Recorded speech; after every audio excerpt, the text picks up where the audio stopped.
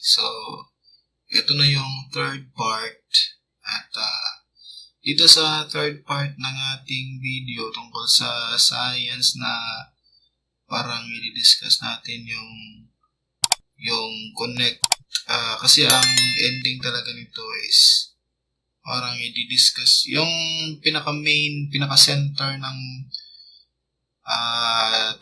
yung tatalakay natin dito, yung pinaka-central niya dito is with respect to gravity sana, di ba? Pero syempre, yung about sa gravity kasi, tapos yung critical thinking ni Einstein, magkukonek kasi yan sa universe, di ba? Sa pagkakabuo ng universe. Tapos, kung meron nga ba talagang Panginoon or meron nga ba talagang God Almighty na nag-create sa universe, or parang ano ba yan, galing ba yan talaga sa Big Bang? Kasi magkakaroon kasi ito ng parang connect the dots, or para siyang dominoes falling one by one para maano natin yung kabuuan ng topic na to. I think di ko maano talaga kung ilang episodes ang kailangan dito, but susubukan lang natin siya step by step na parang i-showcase natin. Minsan magre-react tayo ng video sa YouTube. So, parang ganun lang. Pero itong third part na to is parang i-open natin yung isang katanungan na how far can the human mind go? So, isang malaking tanong yan sa ating lahat kasi alam naman natin na yung science talaga na pinag-aaralan natin, or yung mga science na kakatuklas lang, or yung mga science na natuklas na dati tapos nabago, di ba? Kasi guys,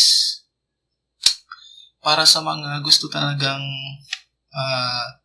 kasi isa akong engineer, di ba? Pero isa din kasi akong accountant. Dalawa kasi yung kurso na natapos ko. So, isa akong CPA at isa akong civil engineer. Pag engineer ka kasi, you are more on the scientific side, di ba? Pag accountant ka naman, accountancy is still a science, di ba? Parang methodical kasi siya. Hindi nga lang siya ganoon talaga doon sa science, parang hindi talaga siya doon kapunto talaga, or parang bumulusok na talagang science talaga siya. Hindi siya ganoon. Kasi yung pagiging science niya is nagiging science siya dahil sa methods niya, methodologies, mga business principles, economic principles, parang ganon. Pero itong accountancy, meron siyang isang attribute or isang trait doon, or character or property na how can you become a good accountant, di ba? Or di ba, kung accountant ka, ibang accountant nagiging auditor din. So, how can you be a good auditor, di ba? So, in order to be a good accountant or an auditor, dapat meron ka nung tinatawag namin sa accountancy na professional skepticism. So, ibig sabihin yan, pag merong mga parang feed up sa iyo na mga informasyon, is hindi ka agad-agad maniniwala. Kasi, parang automatic by default, you will perceive that as false, or that is a false information. Tsaka papatunayan mo yan based on supporting evidence na talagang that is true. So yun yung professional skepticism, di ba? Pag may sinabi sa'yo, parang ang dating sa iyo is chismis lang, not unless na-prove mo talaga na totoo. So basing on some records, basing on some evidences, basing on supporting proofs, tsaka mo lang siya ma-prove na hindi pala chismis yan, totoo palang information na yan. So parang ganun yung professional skepticism. Dito naman sa science talaga na strictly science, like itong sa field of technology, engineering, science and health, parang ganun. So Ang kaibahan kasi dito guys is merong kinokonduct ng mga experiments. So after several experiments, kung ma-prove yung experiment na yun as consistent na siya, pwede mo na siya gawing facts, di ba? Kasi yun yung But ang question lang dyan talaga is gaano ba ka-reliable ang experiment mo na hindi siya subjective? Kasi yung science talaga can be so subjective, di ba? So, pag nag-perform ka ng mga experiments, halimbawa, nagre-research ka ng isang parang hindi mo kilalang disease, parang isa siyang klase ng disease na parang bago pa sa mga specialista, di ba? So, hindi nila alam yung disease na yan. So, parang mag-experiment sila. Yung eksperimentuhan lang naman nila is mga hamster, mga rabbit, mga ano. Tapos, subjective kasi yung experiment. Pag sinabi kasing tumalab dun sa mga hayop, is pwede na rin tumalab sa tao, di ba? So, parang i-apply nila. So, parang ganun yung pagkadating, di ba guys? So, let's say for example, ito yung mga tao is parang nag-aaral sila ng mga between mga planets, mga ano pa, yung mga celestial bodies na sobrang layo-layo na, ilang bilyong milya na, mga light years na yata yung distansya mula sa mundo natin. Tapos, nakuha ba talaga nilang mag-calculate talaga ng di ba? Ng mga orbits, ng mga rotation sa kanilang mga axis, yung color ng planeta, parang ganon, yung chemical composition ng planeta, which is very absurd. Kung ikaw is parang maliban na lang kung ikaw ay isang tao na agad kang maniniwala sa mga ganyan, alam naman natin na yung NASA nga, di ba? Sinasabi, marami kasi mga conspiracy theory dyan.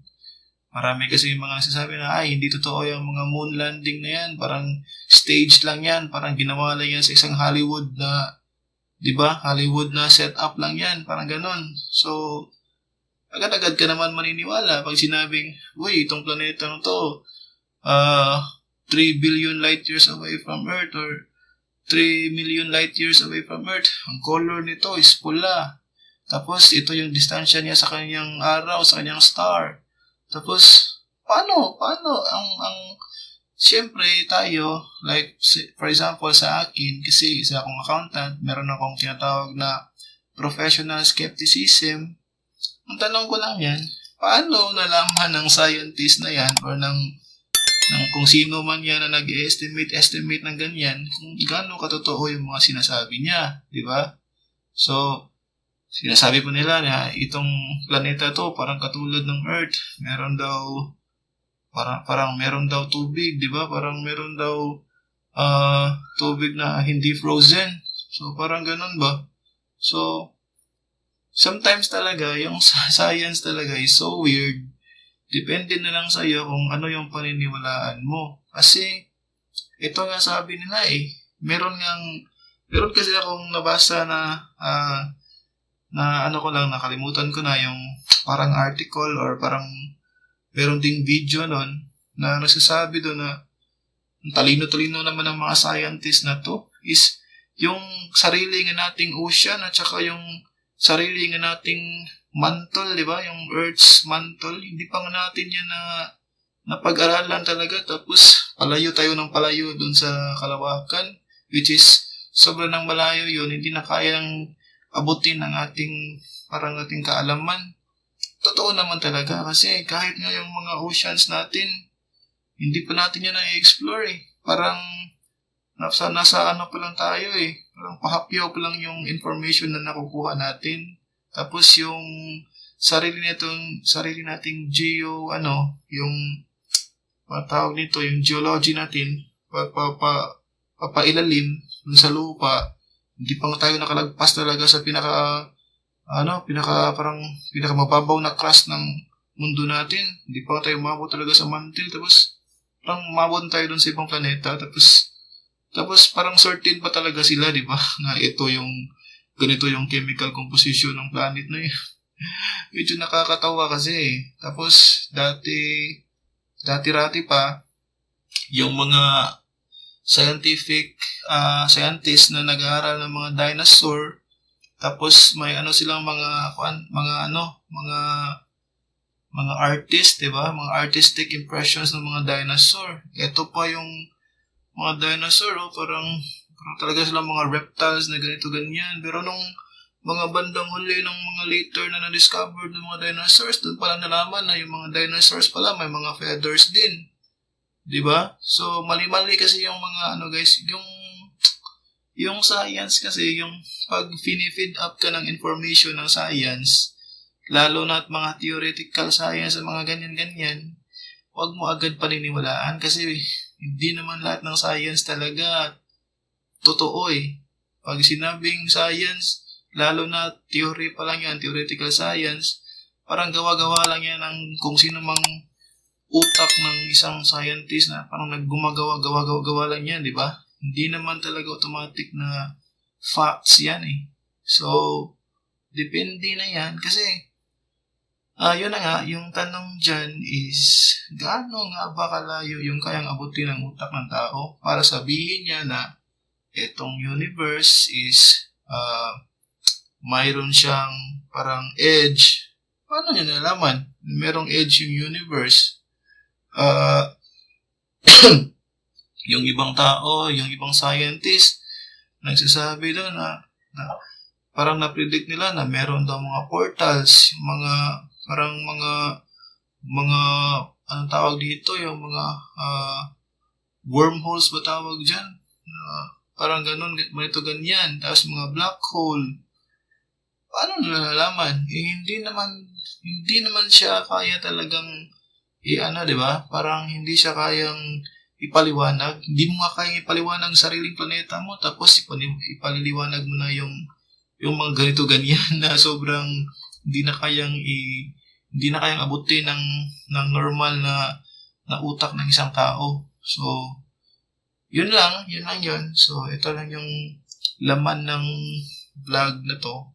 So itong part 3 na to. So ang tatanungan lang dyan talaga is saan naabot yung utak ng tao? Kasi naniniwala kasi ako kasi dati-rati kasi may classmate kasi ako sa college na sinasabi niya palagi na the more you know, the more you don't know.